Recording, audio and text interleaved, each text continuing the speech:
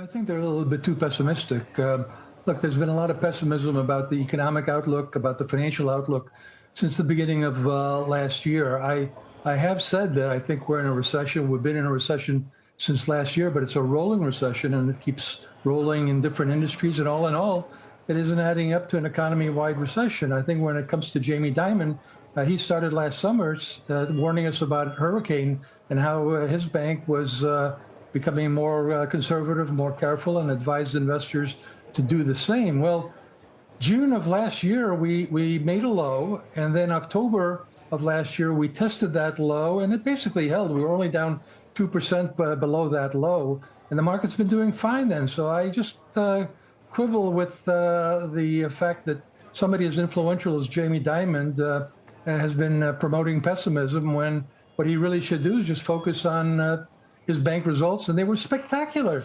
at the end of last week, just totally at odds with his pessimism. I mean, maybe we should have listened to him, though, more closely when he said months ago that a hurricane was coming. And, well, you know, maybe he was wrong on Mother Nature. I mean, maybe it was an earthquake, and that was in Silicon Valley Bank. And it could have been much worse. Pat, as I just pointed out, he has talked about a hurricane. I think it was on June 1st of last year. And I think it was something around the middle of June that the market made a low. Then it had a rally. Then it took a dive on Powell's hawkish stance at Jackson Hole.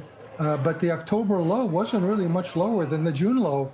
So I think if anybody listened to Dimon and got out, they've missed a pretty good recovery in the market. So Ed Yardeni's argument is the recession already happened in 22. What? Was it a recession? Anybody noticed that it was a recession in 22? I don't know. Maybe it was. He says the recession already happened in 22. Now we're moving past the recession. And if you did not buy, you missed out, brah. Jamie Dimon was wrong. I guess Jamie Dimon should cancel his job and disappear, just like the Maverick of Wall Street, right? Because he's wrong. He doesn't know anything. Folks, I told you about this a long time ago. It's a zero-sum game, as Gordon Gekko would say from the famous scene from the great movie Wall Street. When does it all end, huh? How many yachts can you water ski behind? How much is enough? It's not a question of enough, pal. It's a zero-sum game. Somebody wins, somebody loses. Money itself isn't lost or made. It's simply transferred from one perception to another, like magic.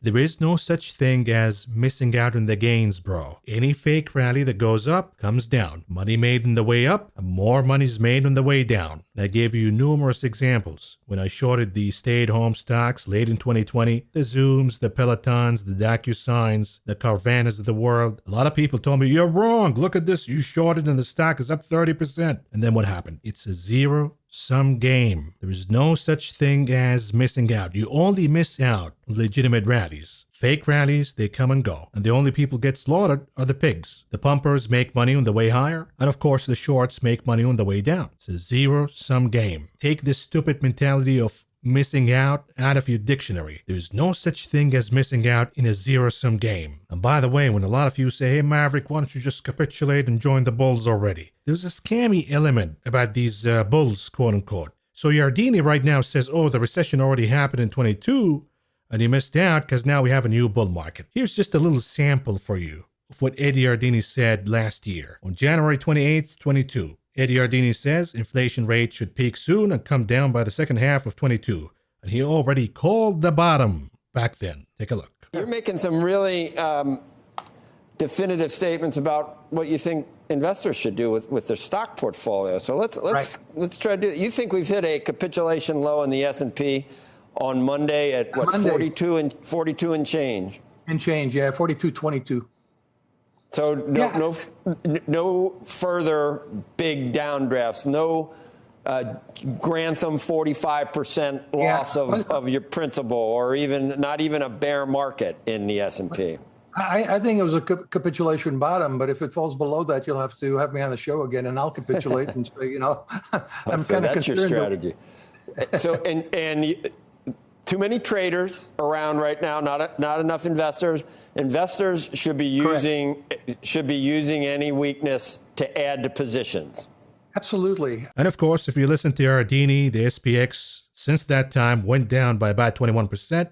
And even after the recovery, the SPX is still down a little over 6%. The Qs went down since that call by about 30%, and even after the recovery, quote unquote, the Qs is still down about 12%. And the views of these bulls, let's take Yardeni as an example, they're all over the place. They were lucky that the Fed was pumping the market on their behalf for years, and they're lucky now that the market is delusional and thinking that the Fed cutting rates, that's going to solve all of the problems that we got. Early on in 22, Yardeni said, I don't think we'll get a recession this year or next year. A few months later, he says, I think we're in stagflation. It's the 1970s all over again. Then a month or so later, he says he upped his recession odds to 40%. Then he says we're clearly in a bear market and the risk of the recession is increasing. Then he says the stock market has priced in a recession since the beginning of 22. Then he says the Fed may pause hikes after September. Then when the Fed did not pause rates, he said I wish the Fed would just hike more and get over with it. So these folks are just all over the place. And they've been all over the place. Versus the bear argument, which has been consistent since the beginning. We got historic inflation because the Fed printed money out of thin air,